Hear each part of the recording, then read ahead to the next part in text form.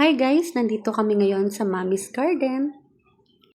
Sinama kami ng kapatid ko para mag-celebrate ng anniversary nila. Siyempre, libre! Charot!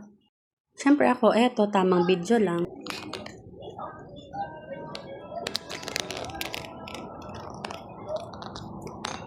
Sobrang ganda.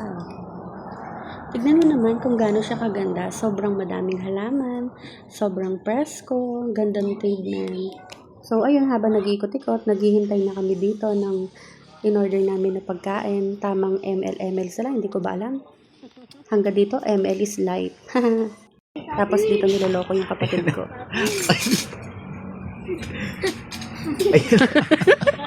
Ano ba naman mukha yun? Eto na, dito na yung food. Siyempre, malapit na silang mag-attack. Sobrang sasarap ng food. May chicken, may pinaputok na tilapia, crispy pata, at bulalo. Sarap! So ngayon, eto na. Kanya-kanya na kaming kuha ng pagkain. Mga gutom na ang mga person. Tapos eto, pagtitripan na namin yung kapatid ko. Dambuhala. Diba? Dambuhala.